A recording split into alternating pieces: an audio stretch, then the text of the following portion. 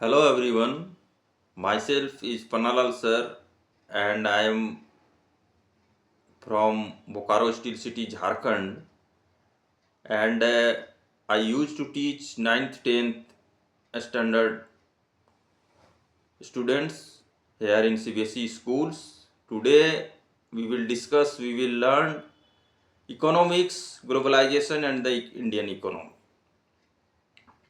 Before going to this chapter, we should define the term globalization, which has independent context in modern world, has multitudinal dimension and values, that is in terms of social, economical, also political. From medieval period, we do business to foreign countries through sea routes like China, like Arabs. We are connected through sea routes. We are not much advanced at that time. With the passage of time, technology grows, people with their innovations, their common sharing, ideas, we are interconnected to each other. And we learn a lot of things. We developed about our world, our innovations, our inventions, that what in today's world globalization usurped.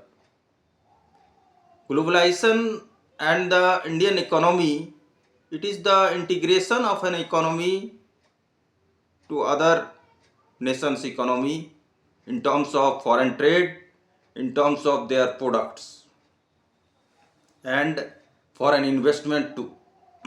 It offers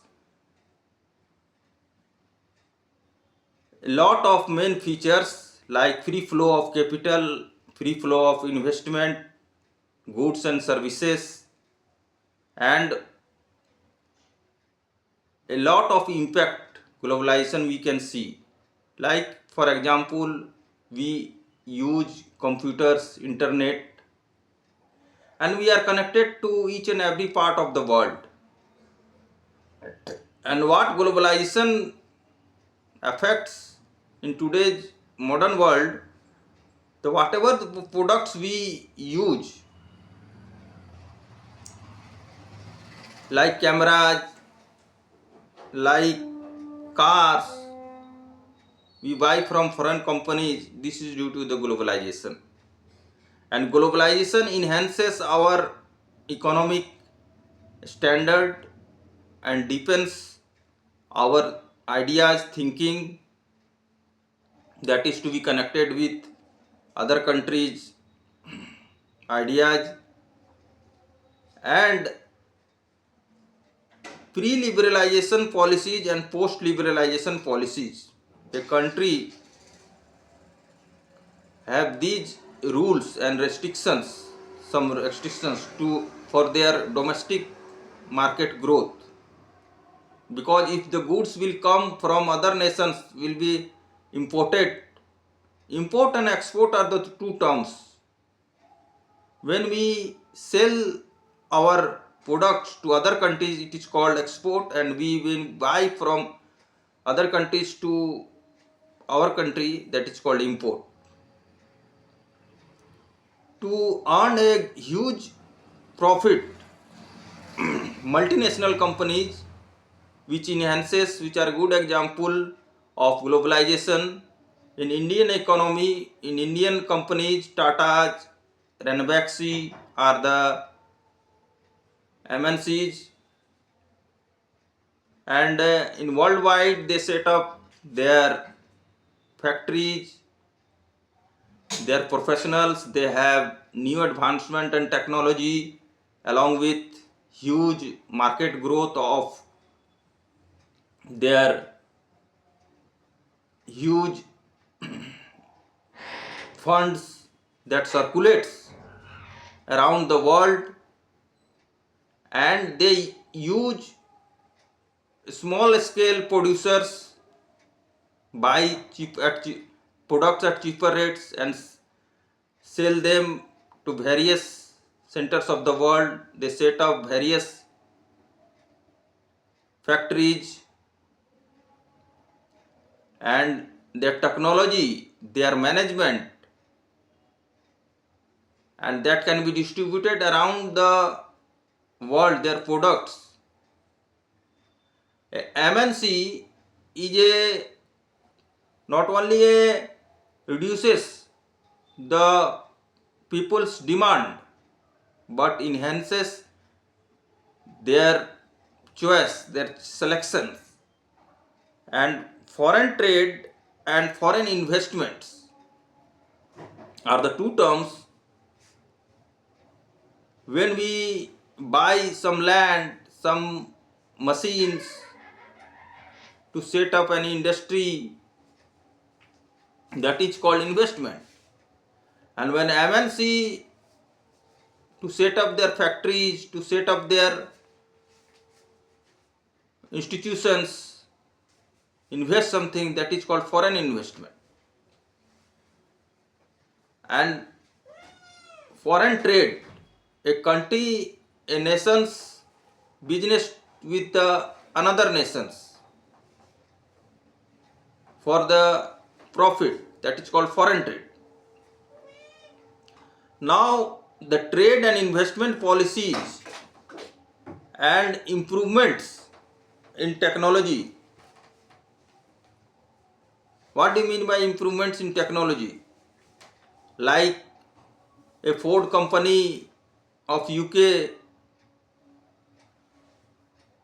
sets up factory and it wants to set up its engineering unit in Mexico, as in your NCRT book has been described. It designs its products portfolio in one nation, and in another nation it exports its designs to a manufacturing unit, and from that manufacturing unit it began to sell all the over the parts its cars, and the manufacturing unit may be it's a spare part unit.